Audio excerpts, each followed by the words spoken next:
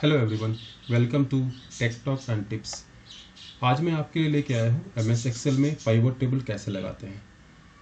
अगर आप इस चैनल पे नए हैं तो प्लीज़ चैनल को सब्सक्राइब करें।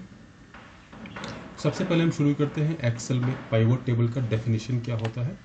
सो a pivot table is like a magic tool in programs like Excel और Google sheet. Imagine if you have a bunch of information in a big table. A pivot table help you organize and understand this information better. So pivot table में क्या होता है, हमारे पास अगर कुछ information है जो कि बहुत बड़े लेवल पे है तो उस इंफॉर्मेशन को हम एनालाइज कर सकते हैं, समराइज कर सकते हैं, उसके पैटर्न को चेक कर सकते हैं। सो हमें इसे समराइज, एनालाइज, इसको कंपेयर कर सकते हैं, पैटर्न को डिस्कवर कर सकते हैं। तो चलिए इसे हम एग्जाम्पल से समझते हैं। तो हमारे पास ये कुछ डेटा है जो कि इसमें date, state, location, brand name, model, sales quantity and sales amount है। तो इस डेटा के अकॉर्डिंग हमें पाइवट टेबल लगा के एक डेटा क्रिएट करना है जिसमें इस तरह से इंफॉर्मेशन डिस्प्ले हो। इसके अलावा भी कई सारे ऑप्शन है जो हम देखेंगे। तो इसे क्रिएट करने के लिए सबसे पहले क्या करेंगे, हमें जिस भी टेबल में या फिर जिस भी टेबल के ऊपर पाइवट टेबल अप्लाई करना होता है उस टेबल को सिलेक्ट करते हैं। सिलेक्ट करने के लिए सबसे पहले सिंपली क्या करेंगे, इस टेबल के अंदर किसी भी सेल में हम माउस कर्सर रखेंगे, किसी भी सेल को सिलेक्ट कर लेंगे। होम के नेक्स्ट में इंसर्ट टैब होगा। इंसर्ट में देखेंगे फर्स्ट ऑप्शन होगा पाइवट टेबल का। इसमें फ्रॉम टेबल रेंज को सिलेक्ट करेंगे। आप देखेंगे जैसे हमने फ्रॉम टेबल रेंज पिक किया, सिलेक्ट अ टेबल रेंज पूछेगा तो टेबल रेंज ये ऑटोमेटिक सिलेक्ट हो गया। आप देखेंगे यहाँ पे ऑटोमेटिक सिलेक्ट हो गया टेबल रेंज। इन केस अगर किसी भी कारण से ऑटोमेटिक सिलेक्ट नहीं होता है तो हम इसे मैनुअली भी सिलेक्ट कर सकते हैं। मैनुअली सिलेक्ट करने के लिए क्या करेंगे, जैसे कि ये सिलेक्ट नहीं हुआ है फॉर एग्जांपल, तो क्या करेंगे, हम टेबल रेंज को मैनुअली सिलेक्ट कर लेंगे जहाँ तक भी डेटा अवेलेबल है। ऑलराइट, तो जैसे ही हमने मैनुअली सिलेक्ट कर लिया, हमसे पूछेगा कि ये किस शीट में आप पाइवट टेबल इंसर्ट करना चाहते हैं। तो पाइवट टेबल प्लेस करने के लिए न्यू शीट में आप चाहते हैं या फिर एग्जिस्टिंग वर्कशीट में चाहते हैं। हमारे पास दोनों ऑप्शन होता है। अगर हम एग्जिस्टिंग वर्कशीट, जिस शीट में हमारा रो डेटा है उस शीट में ही इंसर्ट करना चाहें या फिर हम नए शीट में इंसर्ट करना चाहें, तो दोनों में से किसी भी प्लेस पे हम इंसर्ट कर सकते हैं। फॉर एग्जाम्पल, क्योंकि हमारे पास यहाँ पे डेटा ऑलरेडी अवेलेबल है तो नए शीट में हम इंसर्ट करना चाहते हैं, तो इसके लिए न्यू वर्कशीट सिलेक्ट किया हमने और जैसे ही ओके करेंगे यहाँ पे आप देखेंगे एक नया वर्कशीट क्रिएट हो जाएगा। तो हमने ओके किया, आप देखेंगे यहाँ पे शीट 10 क्रिएट हो गया है। तो ये पाइवट टेबल क्रिएट हो गया है। अब पाइवट टेबल में हम फिल्टर कैसे अप्लाई करेंगे, कॉलम क्या होगा, रो क्या होगा, सम वैल्यू क्या होगा, ये सारी चीज़ों को अब वन बाई वन करके देखेंगे।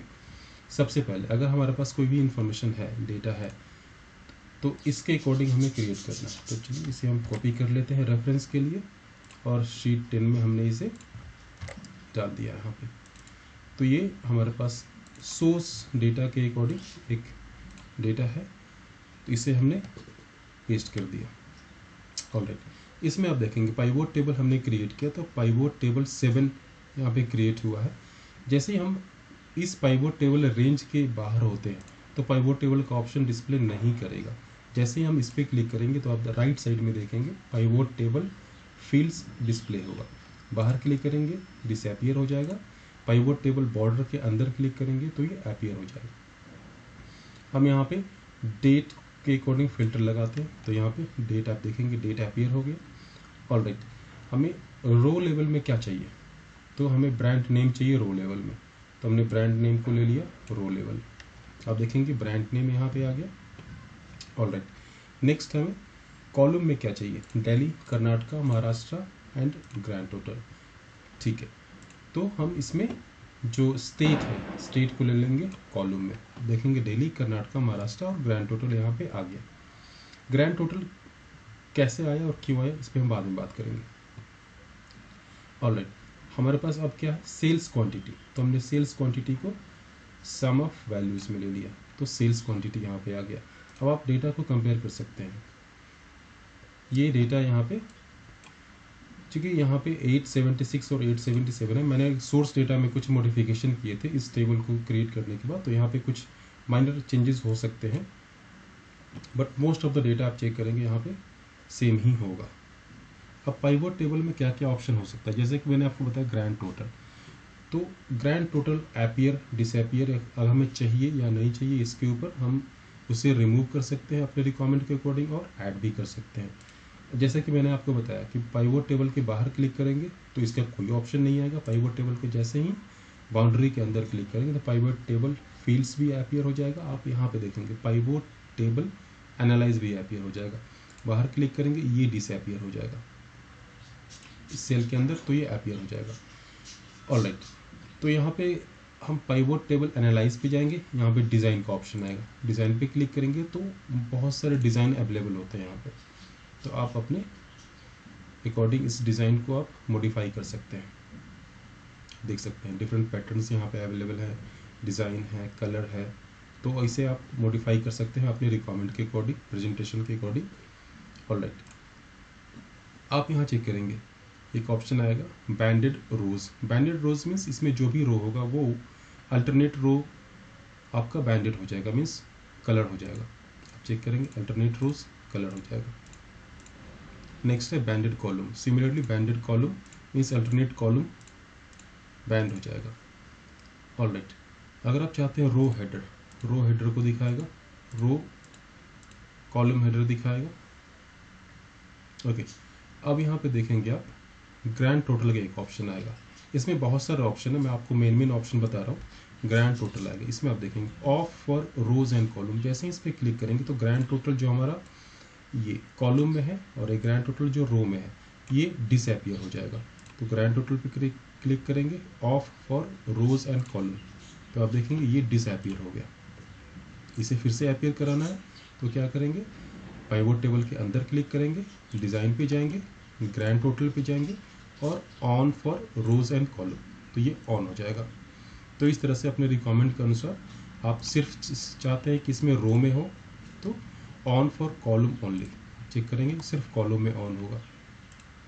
On for rows only, on for rows and column both, तो इस तरह से आप मॉडिफाई कर सकते हैं।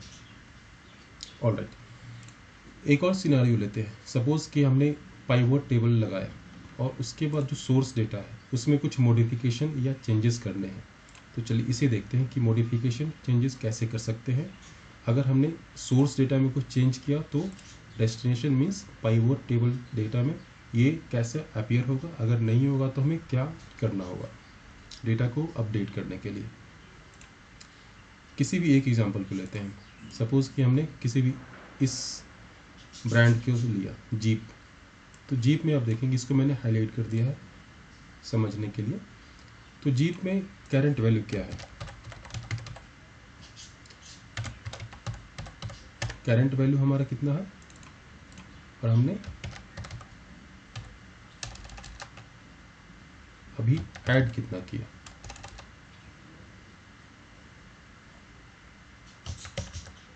ऐड कितना हो गया और फाइनल वैल्यू कितना होगा। तो करंट वैल्यू कितना है हमारे पास 12। सपोज हमने यहाँ पे 10 ऐड किया तो फाइनल वैल्यू कितना हो जाएगा हमारा। फाइनल वैल्यू ऐड करने के लिए मैंने इसके ऊपर वीडियो बनाया हुआ है ऑलरेडी। एक्सेल में फॉर्मूला कैसे लगाते हैं, ऐड, सब्सट्रैक्ट, मल्टीप्लाई, डिवाइड, तो इसके लिंक मैं डिस्क्रिप्शन बॉक्स में दे दूँगा, आप वहाँ से देख सकते हैं। तो सबसे पहले इक्वल्स टू प्रेस किया हमने, करंट वैल्यू को सिलेक्ट किया, प्लस साइन दिया, जितना हमने ऐड किया था उसे सेलेक्ट किया तो ये 22 हो जाएगा। तो मीन्स ये 22 होना चाहिए और ग्रैंड टोटल में भी हमारे पास 10 ऐड कर देंगे। तो grand total, new grand total कितना हो जाएगा 10 प्लस 876, तो ये हो जाएगा 886 हो जाएगा। तो चलिए इसे हम देखते हैं कि ये 876 886 होना चाहिए अगर हमने करंट वैल्यू जीप में 10 को ऐड किया तो सोर्स डेटा हमारा पास ये है। इसमें हम ब्रांड पे जाएंगे तो ब्रांड हम जीप को देखेंगे कि जीप ब्रांड पे अगर हमने 10 ऐड किया तो वो 10 अपीयर होता है या नहीं होता है। तो चलिए इसे देखते हैं। ऑलराइट, तो इसमें सबसे पहले हमें जीप को फाइंड आउट करना होगा। तो जीप फाइंड आउट करेंगे, इसमें जो सेल्स क्वांटिटी होगा उस सेल्स क्वांटिटी में 10 ऐड कर देंगे। तो 10 ऐड करने के बाद ऑलराइट ये जीप है, सेल्स क्वांटिटी कितना है हमारे पास 12। ऑलराइट बट यहाँ पे हमें पता नहीं चल रहा सेल्स क्वांटिटी क्या है, तो इसके लिए क्या करेंगे हम, सबसे पहले इसका रो है इसे फ्रीज करेंगे। तो इसके लिए हम व्यू पे जाएंगे, जिसके ऊपर भी मैंने पहले वीडियो बना रखा है। व्यू पे जाएंगे, फ्रीज पैटर्न पे जाएंगे, फ्रीज टॉप रो। तो अभी हम अगर स्क्रॉल डाउन करते हैं तो ये टॉप रो फ्रीज रहेगा, ठीक है। तो इसके लिए 91 इसके लिए जीप पे गए और 12 को हमने कर दिया 24, 10 ऐड कर दिया। सोर्स डेटा में इंक्रीमेंट कर दिया हमने। डेस्टिनेशन जो पाइवोट टेबल है वो कितना होना चाहिए, यहाँ पे 22 आना चाहिए और यहाँ पे 876 आना चाहिए। तो इसके लिए ऑप्शन क्या है, पाइवोट टेबल के अंदर आप क्लिक करेंगे, डिज़ाइन पे जाएंगे, पाइवोट टेबल एनालाइज का ऑप्शन आ रहा होगा, तो यहाँ पे रिफ्रेश का ऑप्शन देखेंगे। रिफ्रेश पे क्लिक करेंगे तो आप यहाँ देखेंगे ये डेटा रिफ्रेश होकर अपडेट हो जाएगा। तो आप यहाँ देखेंगे 24, ये 24 हो गया है और ये 98 हो गया। मैं 10 को ऐड किया था, इनिशियली हमारे पास 12 था। तो इस तरह से आप पाइवोट टेबल के ऑप्शन को देख सकते हैं कि ये कैसे डिस्प्ले करेगा।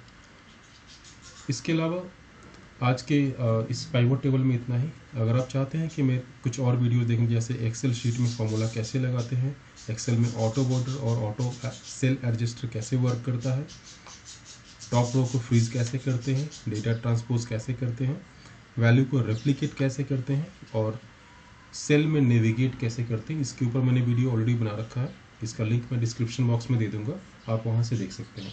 आज की वीडियो के लिए इतना ही। Thank you so much, bye.